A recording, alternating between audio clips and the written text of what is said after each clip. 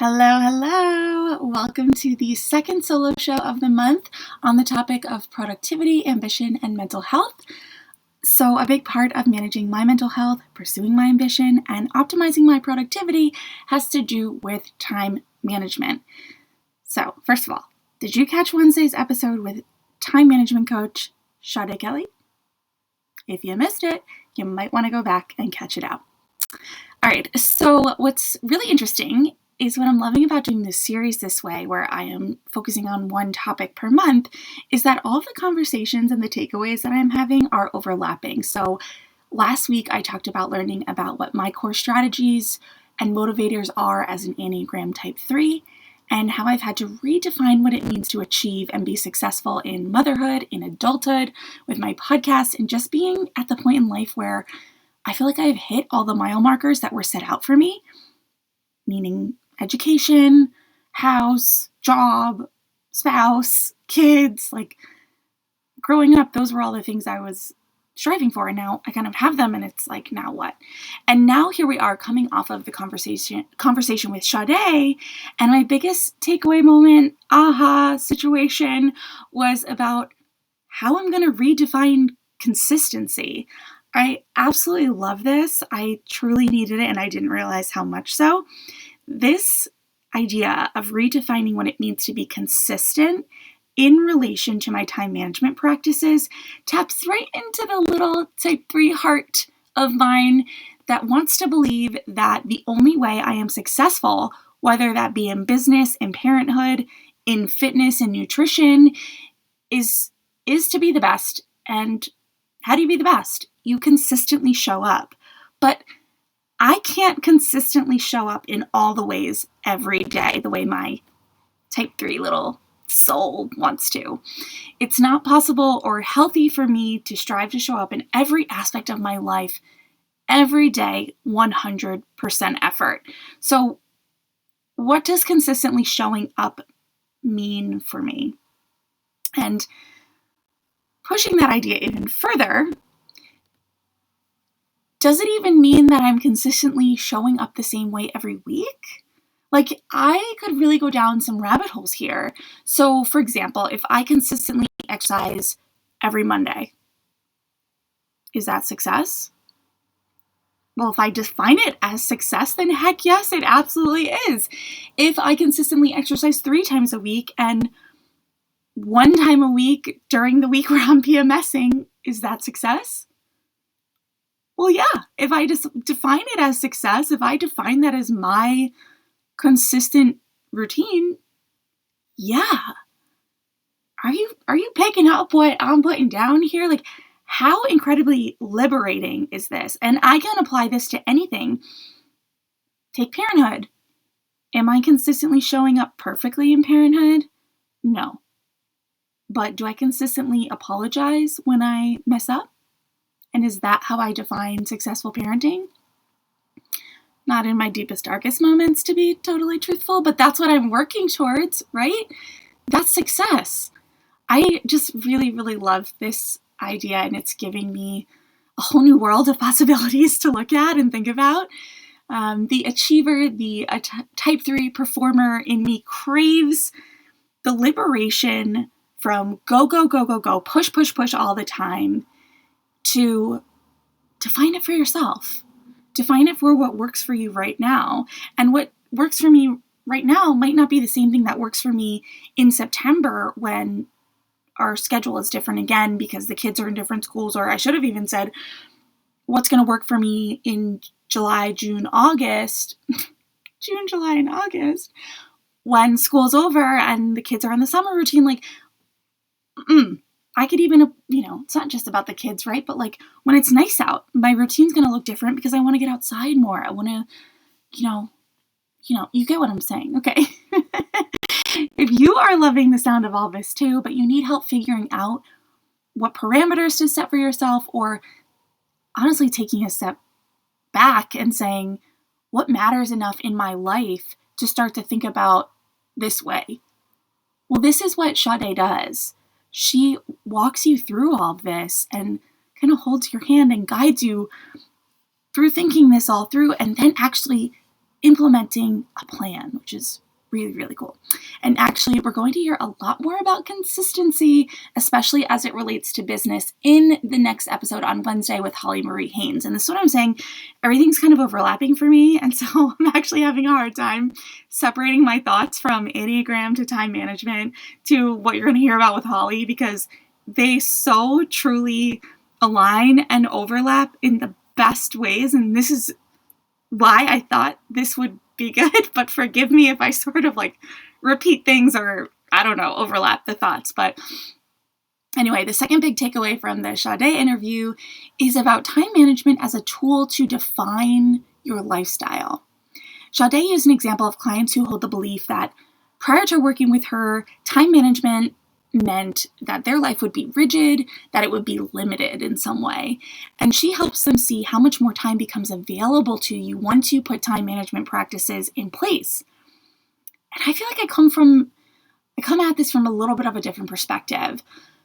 I, in these last few years have seen time management as a chore. It's something that I need to tackle. It's something that's on my list. It's something that is, in my mind, it's built up to be this very hard and daunting thing, because truly most of the time I feel like my life runs me rather than I run my life. And to make this transition back to me running my life is so much harder than just existing in the world where it runs me, even though I know I really want to be running it.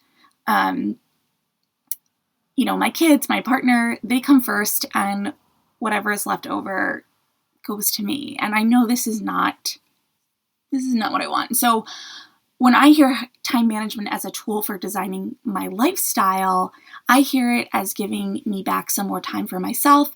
I hear it as unlocking hours previously not available to me. And I really got to be honest with myself. And when I say previously not available to me, that is a limiting belief, isn't it? Yeah. Okay. We all have the same 24 hours in a day. It's just how we use them. Okay. So I have the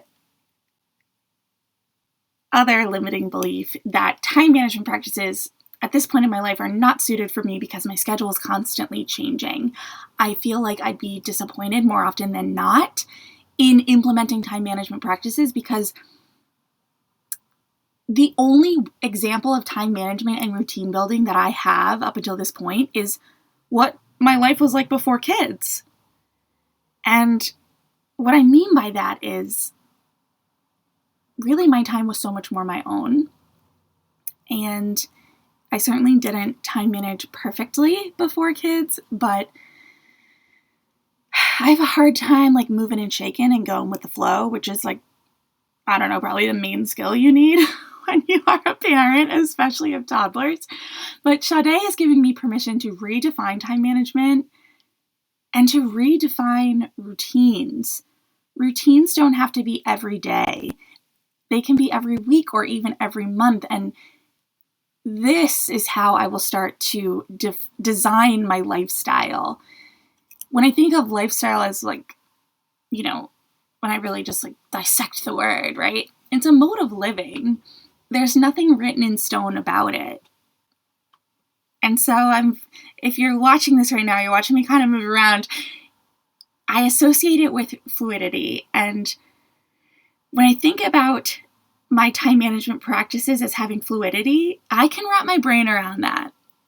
And it's just going back to my previous point. Previously in my life, time management meant the opposite of fluidity. It really did. It meant time blocking in a way that every second of the day was occupied. And it did feel rigid. So maybe I don't come at it from a completely different point of view than I said earlier. But I guess what I'm saying is that my life now requires more fluidity than ever before. That's really what I'm saying. And so when Sade talks about time management practices as including fluidity and the ability to adapt, okay, I can get down with that, and just as an example of what I'm talking about, on Monday, Wednesday, and Friday, I consistently get up before my kids. I get myself ready and then start their morning and take them to school. But on Tuesday and Thursday, there is no school to rush off to. They are home. So I tend not to get up before them. And I can get really down on myself about this. Like, why can I do it Monday, Wednesday, Friday, but not Tuesday and Thursday? But with this new perspective that I have now, thanks to Sade, doing that morning routine that I have on Monday, Wednesday, Friday is consistent. That's a routine. And right now, that's my lifestyle. I have some days where the kids and I are up and out, and some days where we take it easy. And that has to be okay. And I have to start to see the value in that and appreciate that and see just how much I am doing. And once again, if you have been following along on the recent episodes, I'm having the awareness moment of how hard I am on myself. Again, that is a consistent theme. Hello, type 3. Okay. So anyway, something from the conversation that I really love that Sade talked about, but I have not fully implemented yet, but I would like to, is the idea of setting up a consistent, whether that means once a week or I don't know, twice a week, bi-weekly, setting up a meeting with myself. I really like this and I know that I would benefit from it.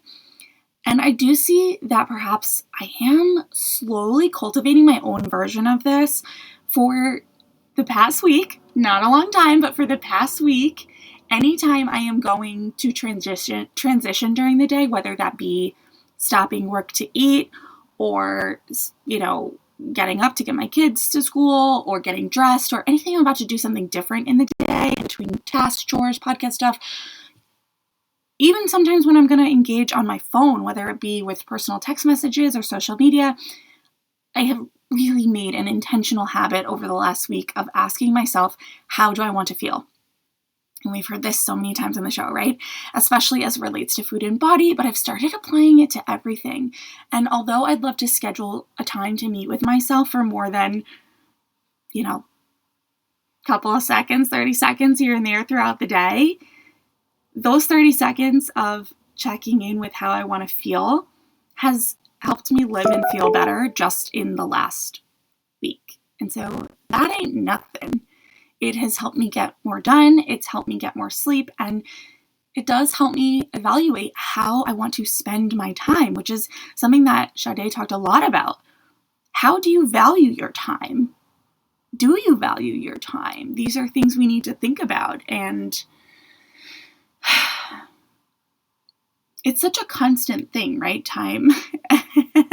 Probably, I don't know.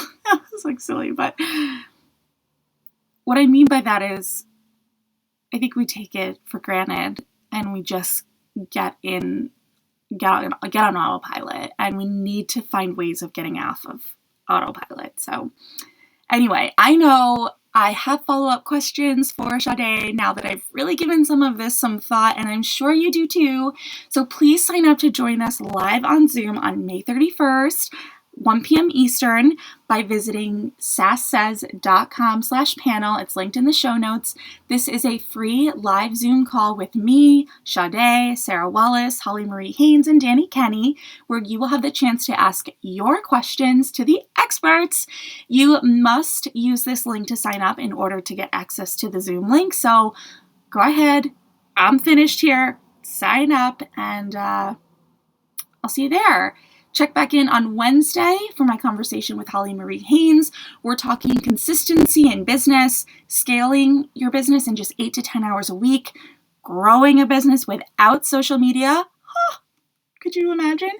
And of course, knowing your why behind everything you do. All right, that's all I've got. I hope to see you on May 31st. And like I said, come back Wednesday for my conversation with Holly. All right, bye.